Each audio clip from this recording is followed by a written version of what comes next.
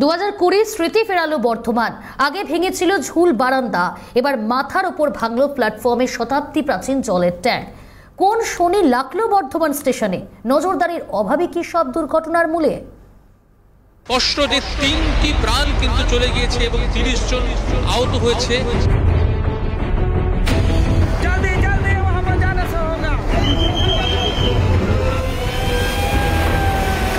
এই যে মর্মান্তিক ঘটনা বর্তমান রেলওয়ে স্টেশন 2 এবং 3 নম্বর প্ল্যাটফর্মে ঘটেছে। তখন ট্রেন ধরার তাড়া, স্টেশন ভর্তি লোক, আচমকা যেন মেঘ ভাঙা বৃষ্টি এলো, ভাসিয়ে নিয়ে গেল সর্বস্ব। অঘটন, মৃত্যু, হুলুস্থুল কাণ্ড। বুধবার বর্ধমান স্টেশনে 2 এবং 3 নম্বর প্ল্যাটফর্মের মাঝে শতাব্দী প্রাচীন জলের ট্যাঙ্ক ভেঙে মৃত 3 জন, শেষ পাওয়া খবর অনুযায়ী জখম 34 জন। বিপদ বলে কয়ে আসে না, তবু প্রশ্ন, 1890 সালে নির্মিত জলের ট্যাঙ্কের রক্ষণাবেক্ষণে কতটা নজর ছিল বর্ধমান স্টেশন কিংবা রেল কর্তৃপক্ষের? নিয়মিত সংস্কার হলে কি দুর্ঘটনা এত বড় আকার নিত? এই রক্ষণাবেক্ষণের দায়িত্বে থাকা সংস্থা যারা দায়িত্বে ছিলেন তারা কিভাবে দায় এড়িয়ে যেতে পারেন? তারা কিভাবে নজরদারি এড়িয়ে গেল যে এটা একটা ফাটল ধরতে শুরু করেছে? চলতি মাসের 2 তারিখ ট্যাঙ্ক পরিষ্কার হলেও শেষ সংস্কার কবে হয়েছিল তার সদুত্তর বোধহয় দিতে পারলেন না পূর্ব রেলের মুখ্য জনসংযোগ আধিকারিকও।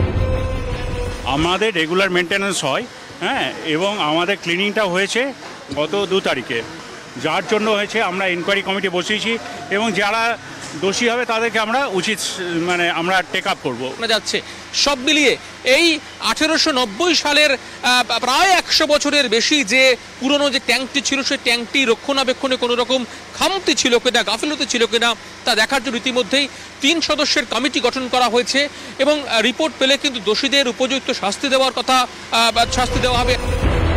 ইতিমধ্যে প্রত্যেক মৃতের পরিবারকে 5 লক্ষ টাকা এবং আহতদের প্রত্যেককে 50,000 টাকা আর্থিক ক্ষতিপূরণ দেওয়ার ঘোষণা রেলের।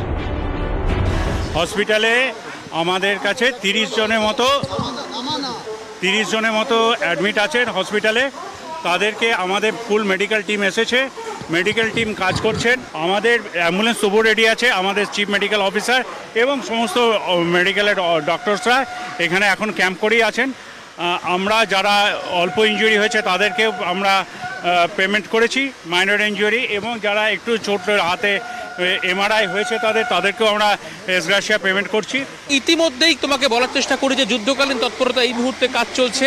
আমরা যেমনটা দেখতে পাচ্ছি যে গ্যাস কাটার দিয়ে কিন্তু যে শেডটি ছিল সেই শেডটি কিন্তু এই মুহূর্তে ভেঙে ফেলা হচ্ছে। এটি সরিয়ে নেওয়ার কাজ কিন্তু এই মুহূর্তে শুরু হয়ে গিয়েছে। ভাঙা ট্যাঙ্কের শেড খুলে সরানোর কাজের মাঝেই অসুস্থ হয়ে পড়েন এক রেলকর্মী। পরিস্থিতি নিয়ন্ত্রণে এলেও প্ল্যাটফর্মের অবস্থা সঙ্গীন। 2 এবং 3 নম্বর প্ল্যাটফর্ম দিয়ে রেল চলাচল বন্ধ। আপ লাইনে ধীর গতিতে 1 নম্বর প্ল্যাটফর্ম দিয়ে ট্রেন পাস করানো হচ্ছে। ডাউন লাইনে ট্রেন চলাচল স্বাভাবিক। তবে নেহাতি এক দুর্ঘটনা ফের প্রশাসনিক উদাসীনতার প্রশ্নটা তুলেই দিল। ক্যামেরায় অপূর্ব দেবনাথের সঙ্গে রাজা সাহা এবং রাজেশ খানের রিপোর্ট, ক্যালকাটা নিউজ।